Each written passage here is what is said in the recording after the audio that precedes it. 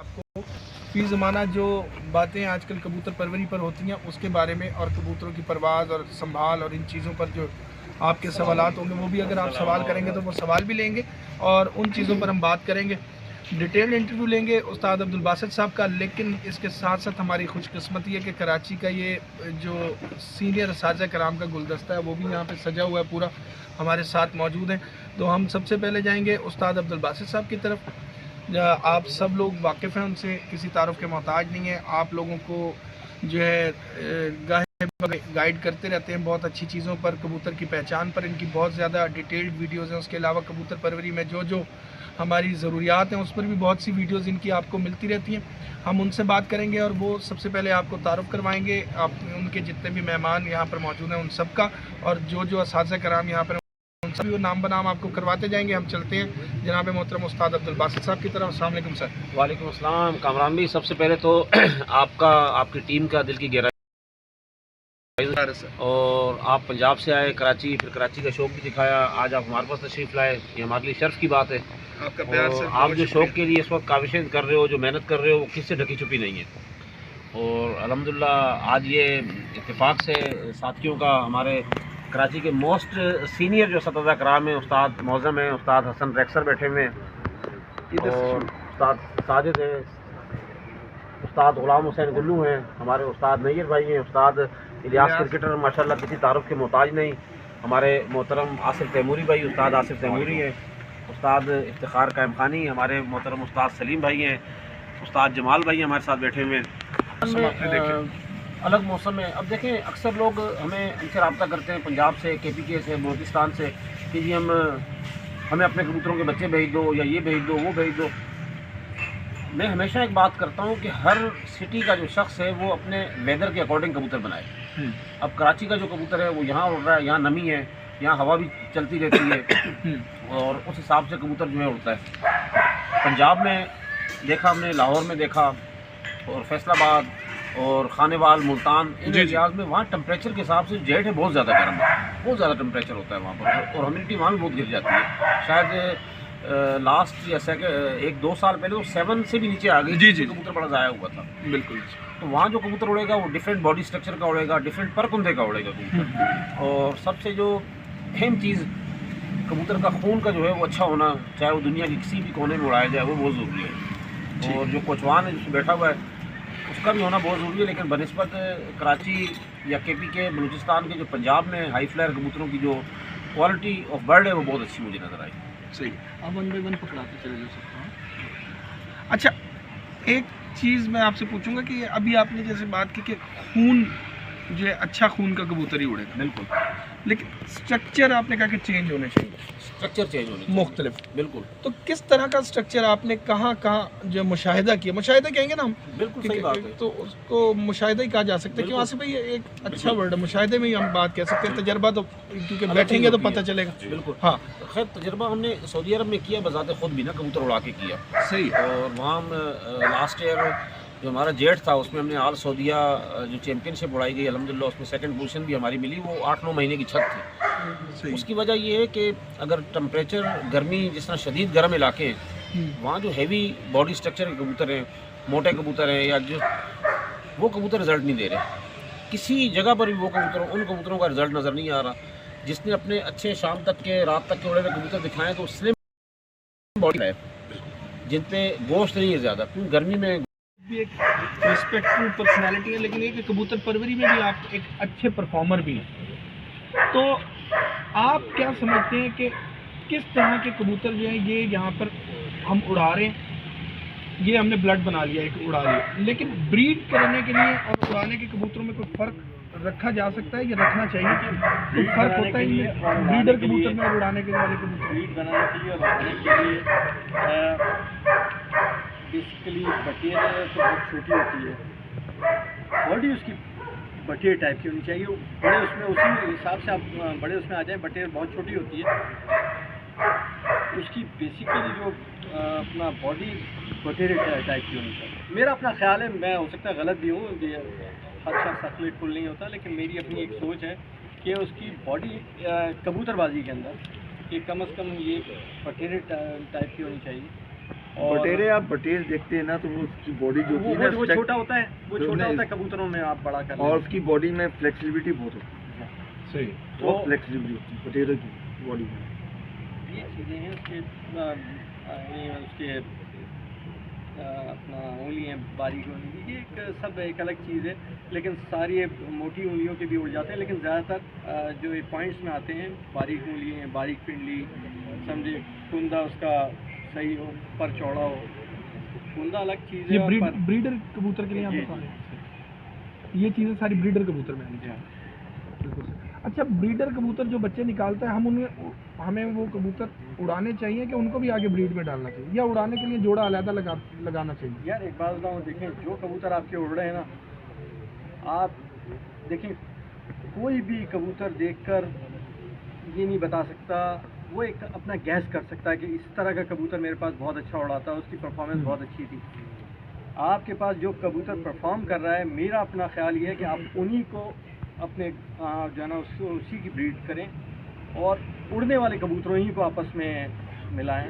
अपने इन्हीं थोड़ा सा हड्डी गुड्डी देख लें उसकी, और उस हिसाब से आप मिलाते जाएं, आप कामयाब रहेंगे। रही बात हड्डी कितनी होनी चाहिए कबूतर की हड्डी, नॉर्मल? कराची में नॉर्मली तो काफ़ी अपना पंजाब से ज़रा लंबी होनी चाहिए। पंजाब में हड्डी छोटी कामयाब होता है, लेकिन कराची में छोटी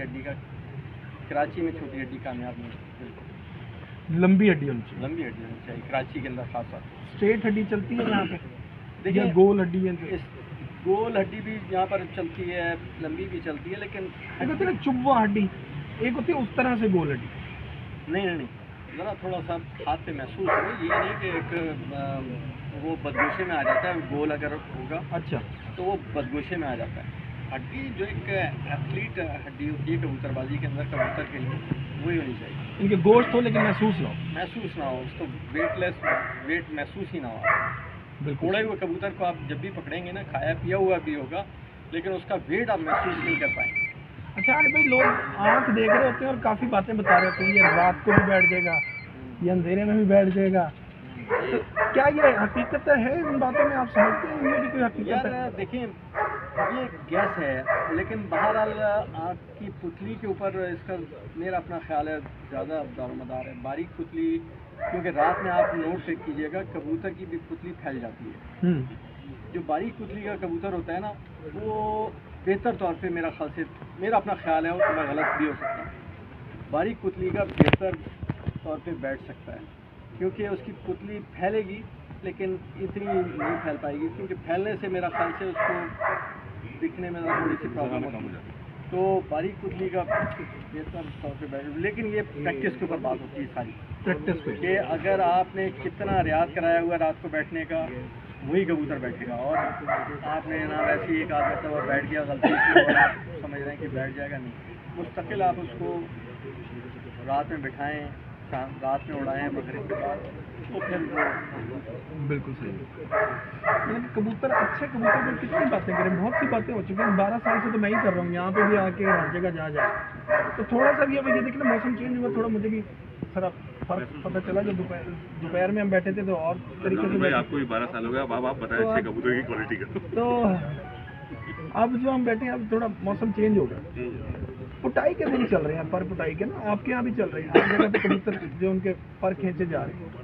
उसके बाद थोड़ा सा कबूतर के ऊपर ध्यान ज़रा ज़्यादा देना पड़ता है, जब तक थोड़े बहुत पर आ नहीं जाते। तो क्या एहतियाती तदाबीरें इन दिनों में, मेरा ख्याल है इन चीज़ों पर ज़रा ज़्यादा लोगों को फी ज़माना और फिल वक्त जो बात होनी चाहिए आजकल, वो यही होनी चाहिए कि अभी कबूतरों को किस तरह से उनकी देखभाल पर पुटाई से अगर हम स्टार्ट करें तो कैसे होनी चाहिए? पर खींचेंगे तो आप पहली चीज़ का तो ये ख्याल रखें कि कबूतर आपका ज़ाहिर है, आप पर पूरे खींच देते हैं तो फर्श के ऊपर ना, ऐसे कबूतरबाज माशाल्लाह सभी समझदार हैं, कोई भी ऐसा नहीं है कि जो फर्श के ऊपर उसके कबूतर बैठे। उसके अंदर बाकायदा पैलेट्स वगैरह जो होते हैं या पत्ते इस तरह के डालते हैं, ताकि डायरेक्ट पाँव जमीन पे टच ना हो, पाँव ज़मीन के ऊपर ना आए, ठंडे ना हो उसके पहले फर्स्ट ऑफ ऑल। आजकल खींचने के बाद खींचने के बाद फिर 12-15 दिन लोग बाग बहुत से ऐसा होते हैं कि चिकनाओ ऐसे पर खींचे और उन्होंने चिकनाओ बनाना शुरू कर दिया। मेरा अपना ख्याल है, जहाँ तक मैं समझता हूँ, तो शुरू में उनको बात ये ठकाठक शुरू हो गया, बस वो चलता ही जा रहा है ना एक हफ्ता एटलीस्ट हफ्ता 10 दिन रुकना चाहिए। जी। अरे भाई पर कटाई से इब्तदा कर रहे थे हम। हाँ, पर खींचे तो शुरू में जो है ना आप सरसों डाल लें, उसके साथ थोड़ा बहुत तिल डाल लें, मेरा अपना ख्याल ये है।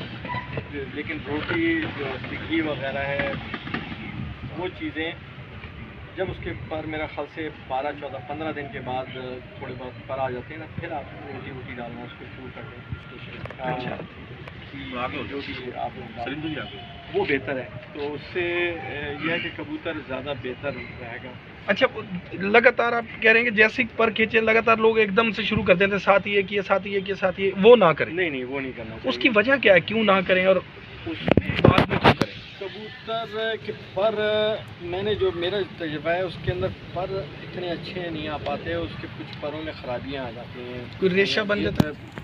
रेशा बिल्कुल एग्जैक्टली आपने रेशे का लफ्ज़ इस्तेमाल किया, क्योंकि घी के अंदर ऑटोमेटिक ये चीज़ें हो जाती हैं। उसमें आप ये सरसों और ये थोड़ा बहुत तिल डालते हैं तो वो चीज़ जितनी नहीं चाहिए उसको फैट्स वगैरह वो उससे मिल जाती वो है, मिल उसको जाती दाने से मिल। फिर उसके 12, 14 दिन के बाद, 15 दिन के बाद जब आप रोटी स्टार्ट करते हैं तो वो ज़्यादा फ्लेक्सिबल भी होते हैं पर और ज़ाहिर है फ्लेक्सिबल होंगे तो मजबूत होते हैं। जो 12, 14, 15 दिन के बाद रोटी वो घी वाली इस्तेमाल जी, करें। वो ठीक है, उससे आप कह रहे हैं कि अच्छा हो जाए। तो कितने दिन तक कबूतरों का ख्याल मतलब बहुत ज़्यादा टेक केयर करनी पड़ती है? 45 डेज़ तक आप उसको ख्याल करें और 45 डेज़ के बाद बंद करके और 1 हफ्ते तक कम से कम जाना किसी जो ना दें, फिर उसको खोलना शुरू कर दें। हाँ, कुछ लोगों के साथ ये भी होता है ना कि क्यों कबूतर वो जब निकालना शुरू करते हैं ना, पहले दिन दूसरे दिन में, उन दिनों में उनके कबूतर गिरना और जाना उसके शुरू अंदर करते हैं। मेरा अपना ख्याल ये है कि आप जैसे पर पूरे हो जाएं निकालने से पहले, मेरी एक अपनी सोच है, तो यह है कि आप पहले उनको नहला लें, नहलान रख दें। वो गीले होंगे ना तो वो निकल के ऊपर बैठेंगे, फिर उस वक्त इतना ज़्यादा जों के साथ नहीं उठेंगे। तो गीले होंगे ना तो ज़रा थोड़ा चक्कर वक्कर खा के बैठ जाएंगे, और अगर बिल्कुल सूखे होंगे तो वो पुराने उड़े हुए होते हैं, वो जोम में एकदम जाके ऊपर चले जाएंगे कि हम तो जा सकते हैं, तो ज़ाया हो जाते हैं उसमें। तो उसके अंदर यह है कि आप उसको नहान रख दें, उसके आगे जब आपने खोलना हो तो वो गीले होकर ज़रा बैठेंगे, तो मेरा अपना ख्याल है कि ज़ाया होने के चांसेस कम है। आप क्या कहते हैं इस बारे में? आरिफ भाई ने ये बात की है, बिल्कुल 100% ऐसा ही है। हम थोड़ा सा ना इससे पीछे से शुरू होते हैं। तकरीबन 20 से 25 रोज़ पहले हम कबूतरों के जो पर हैं और दो में हम काट देते हैं कैंची से, ताकि जो ब्लड सर्कुलेशन है उसकी रुक जाए। लाजमी जो एंड तक नहीं आएगी, रुकेगी सर्कुलेशन तो पर उनका लूज़ हो जाता है, और हम उस वक्त उन्हें सरसों साथ शुरू कर देते हैं। और चेक कीजिएगा, किसी कबूतर का पर 2-4 पर काट के उसको महीने के बाद साबुत परों को और कटे हुए परों को आप देखेंगे तो आपको गैप नजर आएगा।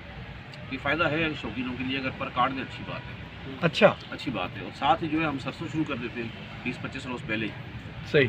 और साथ नहान देते रहते हैं कबूतर को। जितना सही। कबूतर नहाएगा, सरसों यूज़ करेगा, कुरीज़ नेचुरली कुरीज़ होती है वो आ जाती है।